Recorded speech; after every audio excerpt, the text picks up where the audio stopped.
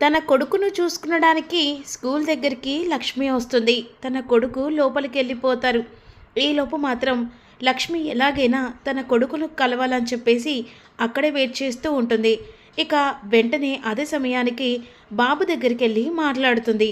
ఆ టైంలో బాబు వెంటనే విహారీ వచ్చి తీసుకెళ్తారు.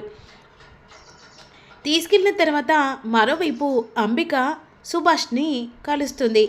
చాతగాని వాడిలాగా అసలు ఇలా ఎలా ఒప్పుకున్నావు? ఇక వాడిని చంపేస్తానని చెప్పేసి మాట ఇచ్చావు, కానీ ఆ మాట ప్రకారంగా కనీసం వాడిని చావకుట్టావా? అది లేదు. కానీ అంబిక, నువ్వు మాత్రం నన్ను అవాయిడ్ చేస్తున్నావు అని చెప్పేసి పైగా మాటలు. ఏం చేసావు సుభాష్? కనీసం ఆ విహారి గాని చావగొడతావని ఊహించాను, కానీ అది ఏది జరగకుండా ఒక ఆడది వచ్చి కాపాడి మరీ ఇంటికి తీసుకొని వచ్చింది.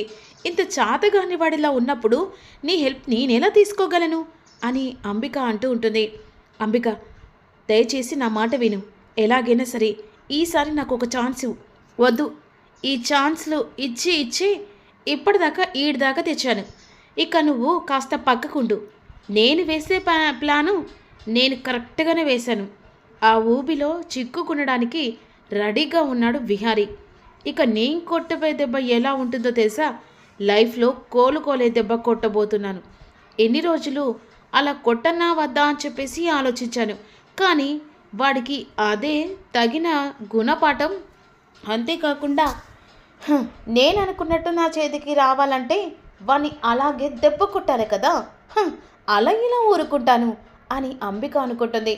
ఇప్పుడు నేను వేసే ఆ ఆయుధం ఎట్టి పరిస్థితుల్లో ఆ గురి వాడు తప్పడు అని అనుకుంటూ ఆలోచిస్తూ ఉంటుంది అంబిక. ఇదిలా ఉండగా విహారీ కాల్ వస్తుంది. ఆ కాల్ వచ్చిన తర్వాత వెంటనే బయటికి బయలుదేరుతారు. ఈలోపు సంధ్య ఇక లక్ష్మితో మాట్లాడి కేడి మాట్లాడతానన్నాడు. సరే చెప్పేసి కాల్ చేస్తుంది. ఇక నీకు ఒక జాబ్ చూసాం లక్ష్మి. అవునా కేడి? అవును. వెంటనే నువ్వు ఆఫీస్కి వెళ్ళి కలవాలి. నేను అడ్రస్ చెప్తాను, నువ్వు అక్కడికి వెళ్ళు. నువ్వు అక్కడికి వెళ్ళిన తర్వాత కాల్ చేయి. సరే అని చెప్పేసి వెంటనే లక్ష్మికి లొకేషన్ పెడతాడు జేడి. కానీ విహారిది అని చెప్పేసి ఇక్కడ కేడి లక్ష్మికి చెప్పడనమాట. ఇక తన జాబ్ సర్చింగ్ ఎలాగో చేశాడు, ఇప్పుడు జాబ్ వస్తుంది. మెంటల్గా తను ఇక ఇవన్నిటికి దూరమై విహారికి మాత్రమే దూరం అవుతుందని చెప్పేసి సంధ్య కూడా ఆలోచిస్తూ ఉంటుంది. ఈలోపు ఇక వెంటనే ఎలా వెళ్ళాలని చెప్పేసి అంటుండగా కేడీలోపు తనకి స్కూటీ కొని పంపిస్తాడు. ఇక బస్లో వెళ్తానులే అని చెప్పేసి అన్న తర్వాత, వద్దు లక్ష్మి, ఆల్రెడీ నీకు స్కూటీ తీసుకొచ్చి పంపించాడు. ఎవరు? కేడీ. నా కోసం మీరు ఇంతలా నా గురించి ఆలోచిస్తున్నారే, అయినా మంచితనము ఏదో రూపంలో ఎవరో చోటున ఎవరో దగ్గర నుంచి ఆ దేవుడు ఒక రూపంలో ఆదుకుంటూ ఉంటాడు కదా, ఆ రూపమే కేడీ జేడి అనే విధంగా సంధ్య అంటుంది. ఇక ఆల్ ది బెస్ట్. ఇప్పుడు నువ్వు సక్సెస్ అయ్యి తిరిగి మళ్ళీ రావాలి. సరే సంధ్య అని చెప్పేసి స్కూటీ వేసుకొని లొకేషన్ పెట్టిన దగ్గరికి వెళ్తూ ఉంటుంది లక్ష్మి. ఏలోపు విహారికి ఫోన్ వస్తుంది. ఫోన్ మాట్లాడుకుంటూ డ్రైవింగ్ చేస్తూ ఉండగా అదే సమయానికి లక్ష్మి కూడా స్కూటీ తోలుకుంటూ వస్తూ ఉంటుంది. అలా వస్తూ ఒక్కసారిగా ఓవెన్లో ఇద్దరు ఒక్కసారి డాష్ ఇచ్చుకొని గట్టిగా అరుస్తూ ఉంటారు. ఈలోపు ఎదురుగా లక్ష్మి కూడా గట్టిగా అరుస్తుంది. ఒక్కసారిగా తన కారుకి వచ్చి ఢీకొనేసరికి లక్ష్మి కింద పడిపోతుంది స్కూటీ నుంచి. ఇక వెంటనే కోపంతో విహారీ కారులో నుంచి బయటకు వచ్చి, అసలు నీకు మేనస్ ఉందా అని విధంగా గొడవ పడుతూ ఉంటారు. పడ్డ కనుక మా లక్ష్మి ఒక్కసారిగా లేచి నిలబడి చూస్తుంది. షాకింగ్ అయిపోతుంది. అక్కడ అతని ఢీకొంది విహారీ కదా, అలాగే చూస్తూ ఉంటుంది. అసలు కళ్ళు కనిపించట్లేదా? కళ్ళు నెత్తి మీద పెట్టుకుని డ్రైవింగ్ చేస్తున్నావా? అసలు ఏదైనా జరగరాని జరిగితే అనే విధంగా విహారీ అరుస్తూ ఉంటాడు. అయినా నీ స్కూటీకి నువ్వు హాస్పిటల్ వెళ్ళడానికి ఇదిగో డబ్బు, నాకు పనుంది అని చెప్పేసి ఈ విధంగా విహారీ మాట్లాడుతుండగా కనకమలక్ష్మి అలాగే చూస్తూ ఉంటుంది. ఏంటి ఇలాంటి వాళ్ళందరూ ఇలా కారు మీద పడ్డట్టు, అంటే కారు కింద పడ్డట్టుగా యాక్టింగ్ చేసి డబ్బు గుంజాలని చెప్పేసి చూస్తూ ఉంటారు కదా, ఇంకా ఈ డబ్బు చాలదా? ఇంకిన్ని కావాలా? ఇదిగో అని చెప్పేసి అంటుండగా, హలో మిస్టర్, ఏంటి ఏం చేస్తున్నావు? అసలు ఏం మాట్లాడుతున్నారో అర్థమవుతుందా? అయినా నీ డబ్బు నాకేం కావాలి? అనవసరం. అయినా ఇప్పుడు మీరే నాకు కావాలని డ్యాష్ ఇచ్చి పడేసింది కాకుండా డబ్బు కోసం అని చెప్పేసి ఒక ఆడపిల్ల వచ్చి ఇక నీ బండి కింద పడాలని చెప్పేసి అనుకుంటున్నావా? అంటే నీలాంటి వాళ్ళు ఈ డబ్బు కోసమే కదా కావాలని ఇప్పుడు డ్యాన్స్ ఇచ్చి పడ్డావు. ఇప్పుడు అన్నారు కానీ మరోసారి అనకండి. అర్థమవుతుందా? ఏంటి అర్థమయ్యేది? పిచ్చిదానిలాగా ఎందుకు గట్టిగా అరుస్తున్నావు? ఏంటి నేను పిచ్చిదానిలాగా గట్టిగా అరుస్తున్నానా? అయినా నువ్వు అంత గట్టిగా అరుస్తున్నావు, నేను గట్టిగా అరవట్లేదు. అసలు సెన్స్ ఉందా? కామన్ సెన్స్ ఉందా? ఏంటి నాకే సెన్స్ కామన్ సెన్సా? అసలు మీరు ఏమనుకుంటున్నారు? మీ దృష్టిలో ఏదన్నా మీ భార్యను అనుకుంటున్నారా? మీరు ఇష్టం ఉన్నట్టంటే పడడానికి? ఇదిగో ఇంకొకసారి పిచ్చి పిచ్చి మాటలు మాట్లాడనుకో ఏం చేస్తానో నాకు తెలియదు. హలో మాస్టరు, కాస్త లాంగ్వేజ్ తగ్గించండి. అమ్మాయిని ఎదురుగా వచ్చే అమ్మాయిని గుద్దింది కాకుండా సారీ చెప్పకుండా నాకు డబ్బు మొహాన విసిరి కొట్టి ఇక ఇలాంటి వాళ్ళందరూ డబ్బు కోసమని కారు కింద పడతారని చెప్పేసి మీరే అన్నీ ఊహించుకొని మాట్లాడుతూ ఉంటే పడుతున్నానని చెప్పేసి తెగరెచ్చిపోయి మాట్లాడుతున్నావేంటి? నోరుంది కదా అని చెప్పేసి డబ్బు ఉంది కదా అని చెప్పేసి ప్రతి ఆడపిల్ల ప్రతి వాళ్ళు అంటే మిడిల్ క్లాస్ వాళ్ళందరూ డబ్బు కోసమే ఇలా నీ కారు కింద పడాలని మన రూల్ రాసి పెట్టుద్దా అని లక్ష్మి మాట్లాడుతూ ఉంటుంది.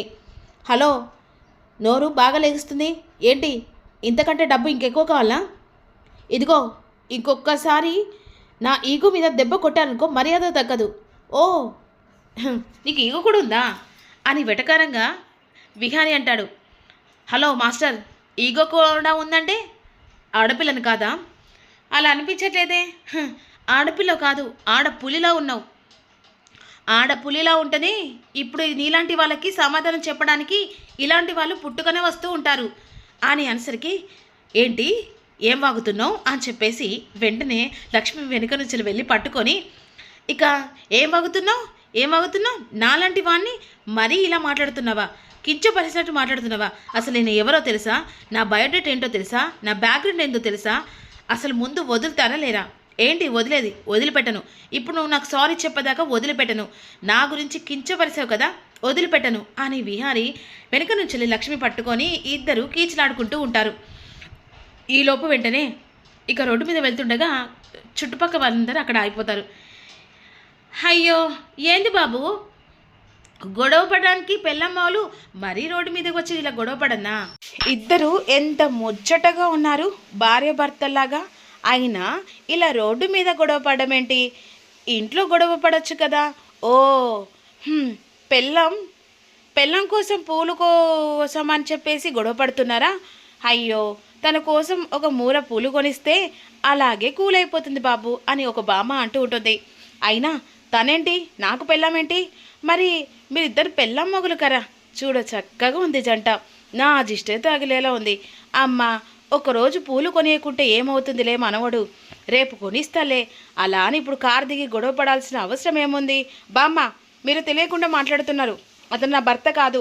రోడ్డు మీద వెళ్తుంటే కావాలన్న డాష్ కొద్దీ నన్నే ఇంకా అవాయిడ్ చేసినట్టు మాట్లాడుతున్నారు. హార్ని కదుకున్న సల్లగుండా మీరు ఇద్దరు పెళ్ళమొగులు గారా? చూడ చక్కగా ఉన్నారు జంట అని చెప్పేసి మీ ఇద్దరిని దీవిస్తూ ఉండాను. సర్లేండి, ఇగో బాబు ఇగో మీరు పో, అమ్మ నువ్వు బండి తీసుకొని పో అని చెప్పేసి బామ్మ వాళ్ళిద్దరిని పంపిస్తుంది.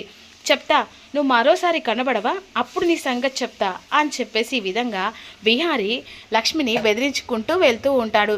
మరోవైపు లక్ష్మి మాత్రం విహాన్ని కలిసి అతనితో గొడవపడ్డ ఆ మెమరీస్ని నవ్వుకుంటూ అలా వెళ్ళిపోతుంటుంది. మరి అంబిక వేసిన ప్లాన్లలో ఇప్పుడు లక్ష్మి ఆఫీస్లో అడుగుపెట్టిన తర్వాత ఎలా ఉండబోతుందో తెలుసుకుందాం.